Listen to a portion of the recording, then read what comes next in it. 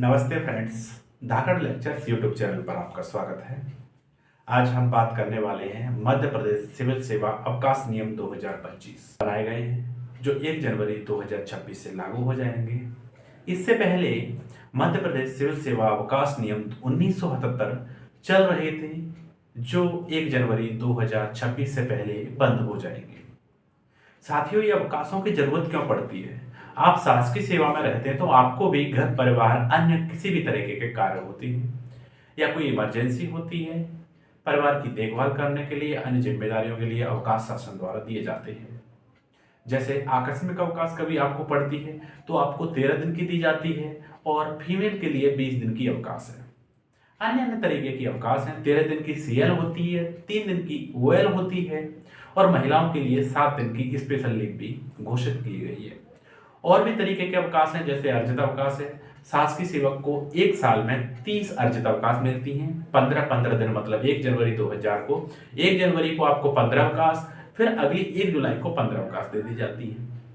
हर साल 10 मेडिकल अवकाश दी जाती हैं। इसी तरीके से संतान पालन अवकाश, प्रसूति अवकाश या तमाम तरीके की अवकाश जो दी जा रही हैं, इसमें हम बात करेंगे किस अवकाश के लिए क्या नियम कहता है, पहले क्या नियम था, क्या कोई चेंजेस हुए हैं या नहीं हुए हैं, किस तरीके से अवकाश ली जाएगी, उसका प्रोफार्मा कहाँ क्या रहेगा, उसका चैनल वाइज क्राइटेरिया क्या रहेगा। इन सारी तमाम चीज़ों पर हम बात करेंगे आज अवकाश नियम में। साथियों, उससे पहले आगे बढ़े, मेरे चैनल को लाइक शेयर एवं सब्सक्राइब भी कर दीजिएगा और अन्य दोस्तों तक शेयर भी कर दीजिएगा, जिससे ये महत्वपूर्ण जानकारी आपसे और आपके दोस्तों से छूट न जाए। क्योंकि जब तक आप सेवा काल में रहेंगे तब तक अवकाश नियमों की आपको जानकारी होना चाहिए।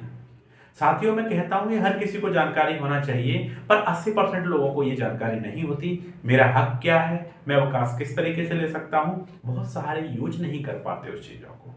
देखते हैं, चलिए हम देखते हैं डिस्प्ले पे। मध्य प्रदेश राजपत्र जो governmentpress.gov.in की वेबसाइट से आप डाउनलोड कर सकते हैं और देख सकते हैं। कब मिलेगा आपको? 24 नवंबर 2025 की डेट का नोटिफिकेशन आप देखेंगे, जो वित्त विभाग का नोटिफिकेशन होगा उसमें आप देख सकते हैं। इनको क्या कहा जाएगा? इन नियमों का संक्षिप्त नाम मध्य प्रदेश सिविल सेवा अवकाश नियम 2025 कहलाएंगे, जो 1 जनवरी 2026 से लागू होंगे। इसका क्षेत्र क्या होगा? समस्त मध्य प्रदेश होगा और उन सभी शासकीय सेवकों पर लागू होंगे जो इन नियमों के लागू होने की दिनांक से सेवा में हैं।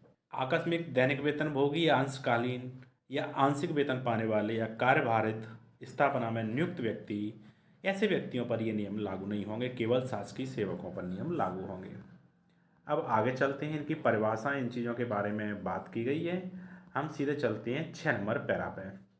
6 नंबर की जो बात कर रहा है, अवकाश का अधिकार। अवकाश की मांग अधिकार के रूप में नहीं की जा सकेगी। आप अधिकार से नहीं कह सकते कि आपकी अवकाश आपको दिया जाएगा, ये सक्षम स्वीकृतकर्ता अधिकारी पर डिपेंड करता है। सेकंड पैरा आप कर पा लेते हैं, जब लोक सेवा में ऐसा किया जाना आवश्यक प्रतीत होता है कि किसी भी प्रकार का अवकाश स्वीकृतकर्ता सक्षम प्राधिकारी द्वारा अमान्य या निरस्त किया जा सकेगा, किंतु शासकीय सेवक के लिखित अनुरोध के सिवाय उस प्राधिकारी को यह छूट नहीं होगी कि वह किसी प्रकार के देय अथवा आवेदित अवकाश को परिवर्तित कर सके। परंतु इसका उद्देश्य यह नहीं है कि शासकीय सेवकों के अवकाश के अधिकार को कम किया जाए। अवकाश स्वीकृतकर्ता अधिकारी को अवकाश स्वीकृत करने का ऐसा रोस्टर बनाना चाहिए जिससे आवश्यकता अनुसार समस्त शासकीय सेवक अवकाश का लाभ ले सकें और शासकीय कार्य भी सुचारू रूप से चल सके। मतलब एक अधिकार भी नहीं है आपका शासकीय, पर ऐसा भी नहीं कर सकते सक्षम अधिक प्राधिकारी कि आपको अवकाश दे ही ना। मतलब शासन का काम भी चलता रहे, उस पर कोई दुष्प्रभाव ना पड़े और रोस्टर के अनुसार, मतलब जैसे कभी कोई गया कभी कोई गया, उस तरीके से आपको अवकाश देती जानी चाहिए, मना नहीं की जा सकती। अवकाश के दावे का नियमन। शासकीय सेवकों के अवकाश का दावा तत्समय प्रवर्त उन नियमों में जो अवकाश स्वीकृत करने के समय लागू थे तथा तत्समय अवकाश लेखे में शेष अवकाश से विनिमय होंगे। अब पैरा 8 कहता है पदच्युति, निष्कासन या त्याग पत्र से जमा अवकाश पर प्रभाव। जहां शासकीय सेवक पदच्युत या निष्कासित किया जाता है या शासकीय सेवा से त्याग पत्र दे देता है, तो ऐसी मतलब हटाए जाना, निष्कासन या त्याग पत्र की दिनांक से जमा अवकाश का दावा स्वतः समाप्त हो जाता है। किसी शासकीय सेवक को निलंबित किया जाता है, हटा दिया जाता है, सस्पेंड कर दिया जाता है, त्यागपत्र दे दिया जाता है, तो उसके जो अवकाश होंगे लेखे में वो जीरो हो जाएंगे। अगला, जहां शासकीय सेवक अपने पैतृक कार्यालय अथवा विभाग के बाहर राज्य शासन के ही अधीन किसी अन्य पद के लिए आवेदन करे और यदि ऐसा आवेदन उचित माध्यम से अग्रेसित किया जाए तथा नया पद ग्रहण करने के पूर्व आवेदन में अपना पद त्याग करने को कहा जाए तो ऐसे त्याग पत्र के कारण उनके लेखे में जमा अवकाश स्वतः समाप्त नहीं होंगे। मतलब इसका सिंपल सा फंडा है, आप किसी एक विभाग में पदस्थ हैं, किसी दूसरे विभाग में आप जाना चाह रहे हैं, तो आपको, अगर आपने टेक्निकल रिजाइन दिया हुआ है और आपने पहले से सूचित किया है और नए विभाग में आप जा रहे हो सूचना कार्य मुक्त होते हुए, तो आपके अवकाश समाप्त नहीं होंगे, ये अवकाश आपके नेक्स्ट जो होंगे उसमें जोड़ दिए जाएंगे। तीसरी बात क्या कहता है, जहां शासकीय सेवक सेवा से पदच्युत अथवा निष्कासित किया जाता है और फिर अपील या पुनरीक्षण कर पुनः स्थापित किया जाता है तो उसे यथास्थिति पदच्युत या निष्कासित के पूर्व की सेवा के अवकाश को गणना में लेने की पात्रता होगी तथा सेवा में व्यवधान की अवधि को सक्षम आदेश द्वारा विनियमित किया जा सकेगा। सीधा से समझा जाए, कोई व्यक्ति अपना त्यागपत्र दे देता है या चला जाता है या कुछ हो जाता है या सस्पेंड हो जाता है, वो कोर्ट में अपील करके वापस आ जाता है या सेवा में वापस आना चाहता है, तो उसको क्या है, जो पूर्व में अवकाश होंगे वो अवकाश उसको फिर से दे दी जाएंगी। इसी तरीके से बात हो रही है इसमें। अब पैरा मतलब 9 रूल नंबर की बात करते हैं। एक प्रकार के अवकाश पर दूसरे प्रकार के अवकाश में परिवर्तन। शासकीय सेवक के लिखित निवेदन पर प्राधिकारी ने उसे अवकाश स्वीकृत किया है, वह भूतलक्षी प्रभाव से उसे भिन्न प्रकार के अवकाश में जो उसे अवकाश स्वीकृति के समय दे अथवा स्वीकार था परिवर्तित कर सकेगा, लेकिन ऐसे परिवर्तन हेतु शासकीय सेवक अधिकार के रूप में दावा नहीं कर सकते। मतलब जो आपका कंट्रोलिंग ऑफिसर है, स्वीकृत करता है या सक्षम प्राधिकारी है, वो उसे चेंज या परिवर्तन कर सकता है, पर दावा आप नहीं कर सकते कि आपको करना ही पड़ेगा। परंतु ऐसा आवेदन संबंधित शासकीय सेवक द्वारा अवकाश का लाभ लेने के पश्चात कर्तव्य पर उपस्थित होने के 15 दिवस के भीतर अवकाश स्वीकृत अधिकारी को प्रस्तुत करना होगा। मतलब अगर सेवा का उपभोग कर लिया है अवकाशों का, तो आपको क्या करना होगा, 15 दिवस के अंदर आपको स्वीकृत करता है एक्सेप्टिंग ऑफिसर के पास प्रस्तुत करना होगा। और भी चीज़ें, परंतु यह और कि शासकीय सेवक के सेवानिवृत्त अथवा सेवा मुक्त होने के पश्चात पूर्व स्वीकृति अवकाश को अन्य प्रकार के अवकाश में परिवर्तित नहीं किया जा सकेगा। इस तरीके से अवकाशों की बात हो रही है। नियम 31 की बात करो। टिप्पणी, नियम 31 उपबंधों के अधीन चिकित्सा प्रमाण पत्र के आधार पर या अन्यथा प्रदान किया गया असाधारण अवकाश पूर्व प्रभास के नियम 30 प्रावधान के अंतर्गत अधे अवकाश में परिवर्तन किया जा सकेगा। विभिन्न प्रकार के अवकाश का समायोजन, जैसे एक सिंपल सी भाषा में सीएल के साथ में ईएल नहीं दी जा सकती या मेडिकल भी नहीं दिया जा सकता। मतलब सीएल एक सेपरेट होता है, बाकी अवकाशों को एक साथ समायोजित किया जा सकता है। ये सिंपल सा एग्जांपल आपको दे दिया। पैरा 11 बहुत जरूरी है। शासकीय सेवक को 5 वर्षों से अधिक निरंतर अवधि का किसी भी प्रकार का अवकाश नहीं दिया जा सकता। कोई व्यक्ति लगातार 5 साल तक अवकाश सारे स्तरों से दिया जा सकता है, इससे ज़्यादा नहीं। बट सेकंड पैरा, जब तक कि राज्यपाल विशेष परिस्थितियों में अन्यथा विनिश्चय न करे कि कोई शासकीय सेवक जो 5 वर्ष से अधिक की अवधि तक बाह्य सेवा को छोड़कर कर्तव्य से अनुपस्थित रहता है, चाहे वो अवकाश पर हो या न हो, उसके बारे में यह माना जाएगा कि उसने शासकीय सेवा से त्यागपत्र दिया है। तो मतलब जो राज्यपाल चाहें तो उसके अवकाश को बढ़ा भी सकते हैं और कुछ भी कर सकते हैं, सारे नियम वहाँ लागू नहीं होते। अवकाश पर रहते हुए सेवा या नियोजन स्वीकार करना। कोई भी शासकीय सेवक उस शासकीय सेवक के अलावा जैसे सीमित निजी व्यवसाय करने की अनुमति दी गई है अथवा जैसे सामयिक साहित्यिक कार्य या परीक्षक के रूप में सेवा अथवा ऐसे ही अन्य कार्य में अनुमति दी गई है, अवकाश पर रहते हुए अन्य कहीं कोई सेवा अथवा नियोजन स्वीकार या निजी व्यवसाय स्थापित जिसमें सनदी लेखाकार, विधिक या मेडिकल प्रैक्टिशनर के रूप में परामर्शदाता भी सम्मिलित है, बिना स्वीकृति के पूर्व स्वीकृति के प्राप्त नहीं करेगा। मतलब आपने जो अवकाश लिया है उस अवकाश में वही काम, इसके अलावा कोई अन्य आप पैसा नहीं कमा सकते। सिंपल सी बात ये हो रही है। अध्याय 3, अवकाश की स्वीकृति एवं अवकाश से वापसी। अवकाश के लिए आवेदन। पैरा 3, अवकाश अथवा अवकाश में वृद्धि हेतु आवेदन प्रपत्र 1 में ऐसे अवकाश की स्वीकृति अथवा वृद्धि स्वीकृत करने वाले सक्षम प्राधिकारी को नियत समय सीमा में प्रस्तुत करना होगा। अगर आपको आकस्मिक अवकाश या अस्वस्थता हो जाती है, जो सीएल मिलती हैं आपकी, तो आप उसको ले सकते हो। बट इसके अलावा जो अवकाश आपको चाहिए, जैसे ईएल आपको चाहिए अर्जित अवकाश, तो आपको समय सीमा मतलब 21 दिन या 3 सप्ताह पूर्व आपको आवेदन करना चाहिए और उसमें स्पष्ट लिखा होना चाहिए किस लिए आपको अवकाश चाहिए, तो सक्षम प्राधिकारी उसे ले सकता है। लेकिन चिकित्सा प्रमाण पत्र के संबंध में अगर कोई व्यक्ति बीमार हो जाता है तो साथ जो उसका आवेदन होता है तो उसका जीवन साथी भी आवेदन कर सकता है। अविवाहित शासकीय सेवक के मामले में उसके माता पिता आवेदन कर सकती हैं। शासकीय सेवक की संतान या भाई बहन मतलब 18 वर्ष से ऊपर हो तो वो भी आवेदन कर सकता है मेडिकल अवकाश के संबंध में। अवकाश लेखा प्रत्येक शासकीय सेवक के लिए कार्यालय प्रमुख जिस कार्यालय में शासकीय सेवक की सेवा पुस्तिका संधारित की जाती है, प्रपत्र 2 में अवकाश लेखा रखा जाएगा। मतलब प्रपत्र 1 में अवकाश ली जाएगी, प्रपत्र जो 2 है जो दिया गया है उसमें अवकाशों का संधारण किया जाएगा, मतलब रखा जाएगा कितनी ली गई हैं, कब ली गई हैं।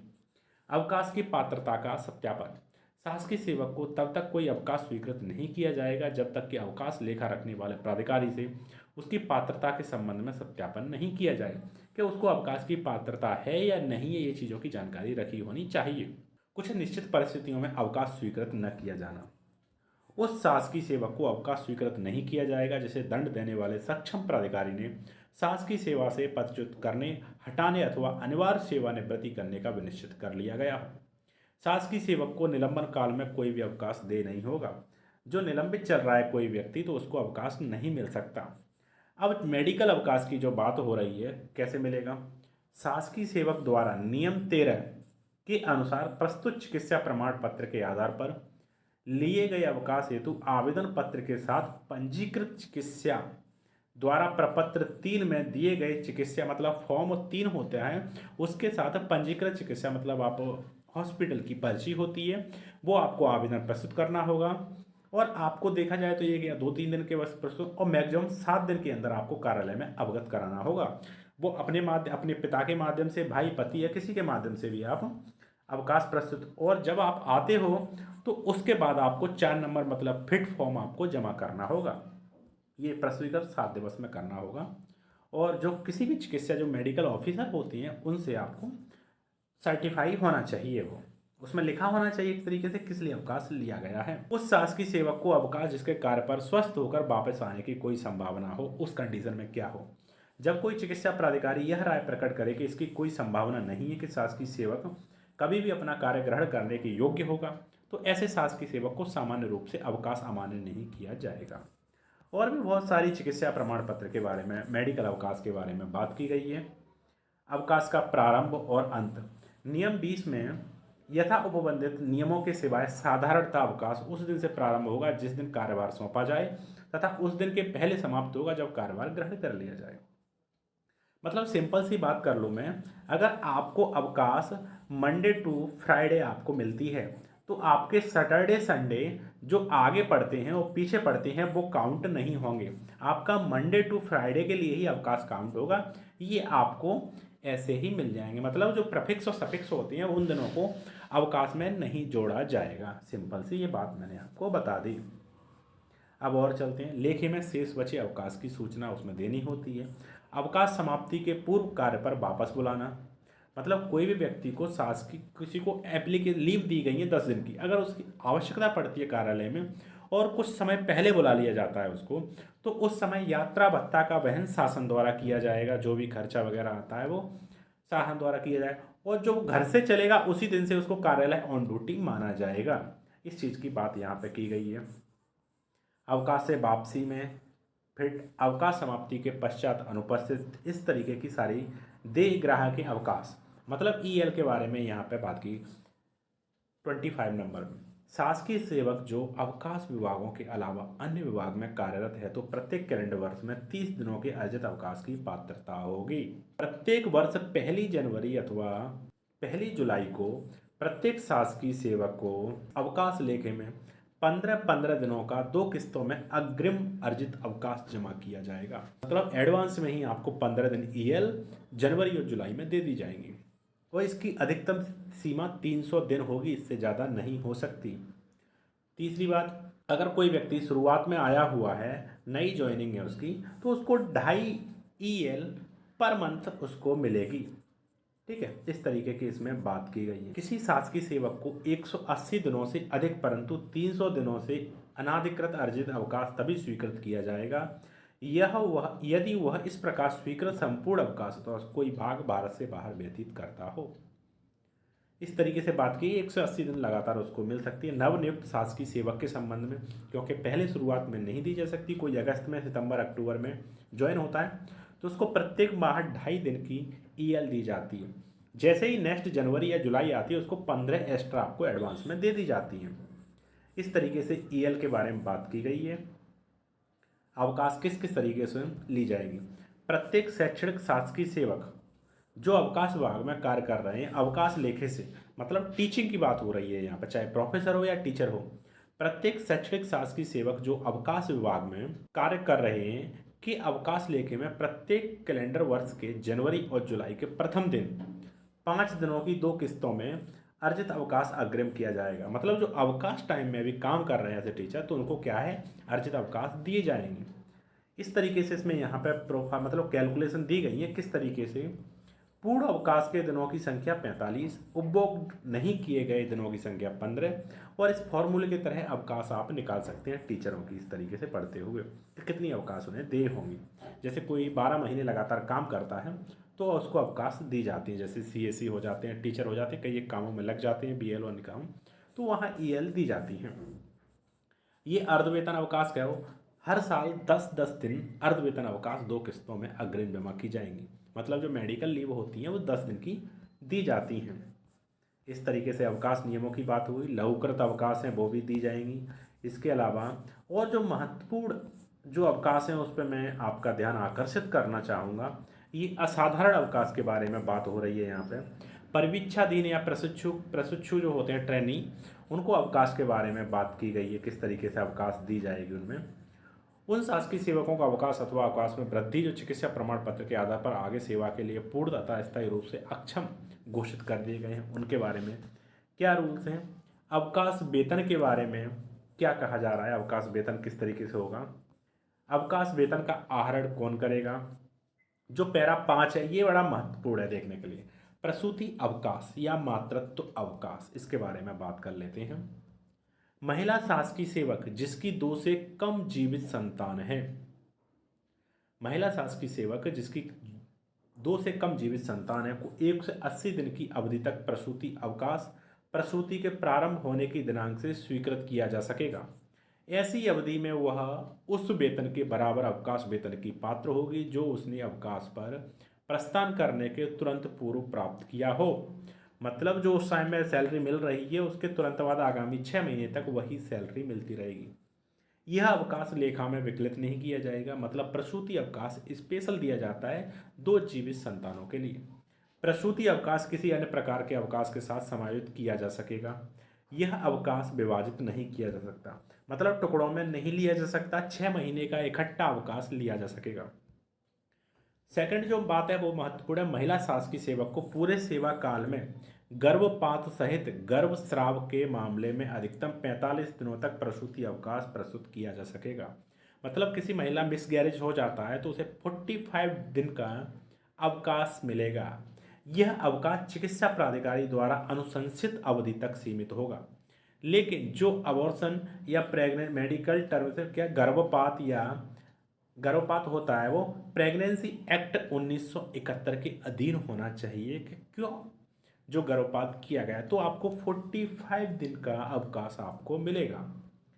ये भी एक चिकित्सा प्रमाण पत्र प्रस्तुत किए बिना प्रसूति अवकाश के साथ 60 दिन तक लघुकृत अवकाश अदेय अवकाश यदि आवेदित किया जाए तो स्वीकृत किया जा सकेगा। मतलब जो मेडिकल आप लेते हो प्रसूति अवकाश उसके 60 दिन, मतलब 2 महीने पहले या 2 महीने बाद कभी भी आपको आवश्यकता पड़ती है तो आप ले सकते हैं, वो भी केवल आवेदन पर बिना चिकित्सा प्रमाण पत्र के। ये सरोगेसी माँ के मामले में 180 दिन का अवकाश मिलेगा। 180 अवकाश प्रतिबंध के अधीन किया जा सकेगा। मतलब अलग अलग बात की जा रही। पितृत्व अवकाश ये बड़ा महत्वपूर्ण है। पुरुष शासकीय सेवक को जिनकी 2 से कम जीवित संतान है उसकी पत्नी के प्रसव होने की तिथि से 15 दिवस पूर्व या प्रसव की तारीख के 6 मास तक की अवधि में 15 दिनों का पितृत्व अवकाश स्वीकृत किया जा सकेगा। इस अवकाश की स्वीकृति के लिए शासकीय सेवक से चिकित्सा प्रमाण पत्र प्रस्तुत करने की अपेक्षा नहीं की जाएगी। पितृत्व अवकाश आकस्मिक अवकाश के अलावा अन्य किसी अवकाश के साथ जोड़ा जा सकेगा। अवकाश काल में शासकीय सेवक को अवकाश पर जाने के पूर्व प्राप्त वेतन के बराबर वेतन मिलेगा। इस अवकाश को अवकाश लेखे में विकलित नहीं किया जाएगा, मतलब इस अवकाश को खाते में ऐड नहीं किया जाएगा। जो ये स्पेशल अवकाश होती है पितृ अवकाश, जो 15 दिन की आपको मिलती है। प्रेगनेंसी होने के 15 दिवस पहले या 6 महीने तक पितृ अवकाश ली जा सकती है। बाकी सरोगेसी या अन्य चीज़ों में भी बात की गई है। दत्तक संतान ग्रहण करने के लिए पितृत्व अवकाश की बात की गई है यहाँ पे। और भी बहुत सारे अवकाश, संतान पालन अवकाश नियम है, ये बड़ा महत्वपूर्ण है। CCL जिसे बोलते हैं चाइल्ड केयर लीव। इन नियमों को उसमें कुछ चेंजेस आए हैं। पहले जो था 2 वर्ष या 730 दिन तक अवकाश मिलता था, वर्तमान में भी 730 अवकाश मिलेंगे आपको। मतलब जो आपकी ज्येष्ठ स्थान है वो 18 वर्ष या उससे 18 वर्ष की नहीं हो जाती, उससे पहले तक आप इस अवकाश को कोई भी महिला शासकीय सेवक ले सकती है। अब इसमें क्या किया गया है, पहले जो 2 साल तक आपको फुल पेमेंट मिलती थी, अब क्या गया, पहले वर्ष आपको 100% सैलरी मिलेगी, दूसरे वर्ष जो आप लेंगे वो 80% आपको सैलरी मिलेगी, जो भी वेतन आपको होगा। अब देख लेते हैं इसके लिए क्या क्या रूल रेगुलेशन लागू होंगे। का नियम, यह कैलेंडर वर्ष में 3 बार से अधिक के लिए स्वीकृत नहीं किया जाएगा। मतलब CCL एक बार में 3 वर्ष के लिए ही ली जा सकती है। एकल महिला शासकीय सेवक को एक कैलेंडर वर्ष में अधिकतम 6 बार स्वीकृत किया। मतलब अगर कोई महिला, उसका पति नहीं है तो उसको 6 बार स्वीकृत की जा सकेगी। एक बार में, सेकंड पैरा कंडीशन बात करते हैं, एक बार में 5 दिवस से कम के लिए देय नहीं होगा। मतलब 5 दिन से कम के लिए आप CCL नहीं ले सकते, उससे ज़्यादा ले सकते हो, और मैक्सिमम 6 माह के लिए आप ले सकते हो। इस तरीके की इसमें बात की गई है। अब और देखते हैं, यह सामान्य रूप से परिवीक्षा कालावधि के दौरान स्वीकृत नहीं किया जाएगा। तथापि विशेष परिस्थितियों में यदि परिवीक्षा कालावधि के दौरान अवकाश स्वीकृत किया जाता है तो परिवीक्षा की अवधि स्वीकृत अवकाश की उस कालावधि के बराबर अवधि तक बढ़ा दी जाएगी। मतलब आप परिवीक्षा काल में ये CCL लेते हो तो उस टाइम तक आपकी परिवीक्षा अवधि बढ़ा दी जाएगी। और बात करते हैं पैरा 5, जो थोड़े से चेंजेस आए हैं।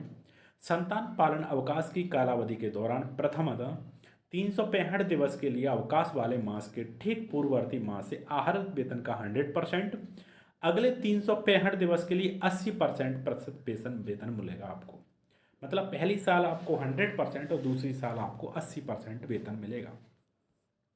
और क्या गया 6, संतान पालन अवकाश किसी अन्य प्रकार के अवकाश के साथ समायोजित किया जा सकेगा। मतलब EL अन्य चीज़ों के साथ CCL ऐड किया जा सकेगा। ये प्रपत्र 5 जो नीचे इसी में दिया गया है उस हिसाब से आपको फॉर्म भरना होगा। ये संबंधित शासकीय सेवक को प्रपत्र 5 में अवकाश हेतु आवेदन करना होगा, जो सामान्यतः 3 सप्ताह पूर्व आपको आवेदन देना होगा। इस तरीके से ये सारी बात की गई है। और भी बात कर लेते हैं इसमें, और कौन कौन सी अवकाश के बारे में बात की गई है। आकस्मिक क्षति के विषय के संबंध में इसको आप डाउनलोड कर लेंगे तो बहुत आसानी से देख पाएंगे आप। अध्ययन अवकाश के लिए स्वीकृत अवकाश, अध्ययन मतलब कोई स्टडी करते हैं तो उससे शासकीय सक्षम प्राधिकारी को यह होना चाहिए कि जो आप अध्ययन कर रहे हैं वो लोकहित में है या अध्ययन है या साहित्यिक हित में है, तो आपको 1 साल की अध्ययन अवकाश दिया जाएगा। मैक्सिमम 2 साल के लिए अध्ययन अवकाश दिया जा सकता है। इस तरीके की इसमें बात है, इसके लिए भी दिया गया है। ठीक है, अध्ययन अवकाश स्वीकृत करने हेतु सक्षम प्राधिकारी प्रशासकीय विभाग होंगे। फर्स्ट क्लास और सेकंड क्लास के मामले में आपका डिपार्टमेंट होगा। HOD लेवल पे ग्रेड 3 और ग्रेड 3 के कर्मचारी या सेकंड क्लास ऑफिसर वहाँ से ले सकते हैं। अध्ययन अवकाश 12 महीने और 24 महीने के लिए लिया जा सकता है। और भी अध्ययन के लिए शुल्क का भुगतान स्वयं व्यक्ति को करना होगा। अगर अध्ययन अवकाश के लिए कोई CL वगैरह, ये सारी चीज़ें, यात्रा भत्ते की स्वीकृति, यात्रा वगैरह खुद वहन करना होता है इसमें। त्यागपत्र सेवानिवृत्ति वाले बात की गई है। इस तरीके से इसमें अवकाश का बहुत बड़ा नियम है एक तरीके से देखा जाए। अर्जित अवकाश, लघुकृत अवकाश, अर्धवेतन अवकाश, अदेय अवकाश, इस तरीके से सक्षम स्वीकृत अधिकारी कौन होगा इसमें, प्रसूति अवकाश में कौन होगा, विशेष नियोग्यता अवकाश में कौन होगा, ये सबसे नीचे प्रोफार्मा भी दिए गए एक तरीके से कौन कौन से, जैसे आवेदन 1 जिसमें EL के लिए आवेदन किया जा सकता है या अन्य अवकाशों के लिए आवेदन किया जा सकता है, जिसमें आप PDF से सीधे डाउनलोड कर सकते हैं, प्रिंट आउट देके आप आवेदन कर सकती हैं। क्या होना चाहिए प्रोफार्मा? शासकीय सेवक का नाम एम्प्लॉय कोड। धारित पद क्या होना चाहिए? कार्यालय का नाम। मूल वेतन आपका क्या है? अवकाश की प्रवृत्ति कैसी है? आपकी CL है, EL है, मेडिकल है। कब से कब तक आप ले रहे हैं अवकाश? प्रीफिक्स और सफिक्स मतलब अवकाश के पहले कौन सी छुट्टी ऐड होनी है और बाद में कौन सी। अवकाश का कारण मतलब किस लिए आपको अवकाश चाहिए, और अवकाश के दौरान आप कहाँ रहेंगे, और आपका मोबाइल नंबर जिससे अधिकारी आपसे कांटेक्ट कर पाए कोई विशेष कंडीशन में। ये अवकाश स्वीकृतकर्ता के संबंध में प्रमाण पत्र हो जाता है। नीचे एक्सेप्टिंग ऑफिसर हो जाते हैं, प्रस्तावना प्रभारी हो जाता है, स्वीकृतकर्ता अधिकारी हो जाता है। ये संधारण का हो गया प्रपत्र 2। और CCL वाला शासकीय सेवक के लिए चिकित्सा प्रमाण पत्र मतलब फॉर्म 3 हो जाता है। इस तरीके से आप इसको भर सकते हैं। डॉक्टर का प्रमाणीकरण होना चाहिए, इसमें पंजीकृत संख्या होना चाहिए। 4 नंबर ये फिट प्रमाण पत्र होना, स्वस्थ होने का प्रमाण पत्र होता है जो ये जमा करना होगा। अवकाश ये आपका संतान पालना अवकाश के लिए आवेदन, जैसे आवेदक का नाम, यूनिक कोड, पदनाम, विभाग कार्यालय, नियमित सेवा में उपस्थिति, परीक्षा अवधि पूर्ण होने का दिनांक, संतान का नाम, संतान की जन्मतिथि, संतान की आयु 18 वर्ष कब हो रही है, ये सारा डाटा आपको देना होगा और किस लिए आपको चाहिए। आवेदक का नाम, पदनाम, कार्यालय, और यहाँ पे अनुशंसित हो जाएगी और टिप हो जाएगी। इस तरीके से आपको ये सारी चीज़ें आप देख सकते हैं। थैंक यू दोस्तों, आपको अच्छा लगा हो, समझ में आया हो तो मेरे चैनल को लाइक से सब्सक्राइब कीजिए, जिससे और आपको कोई अवकाशों में अगर कोई प्रॉब्लम है, कोई समझ में नहीं आ रहा है तो आप कमेंट मुझे ज़रूर कीजिएगा, जिसका रिप्लाई मैं आपको देने की कोशिश करूँगा।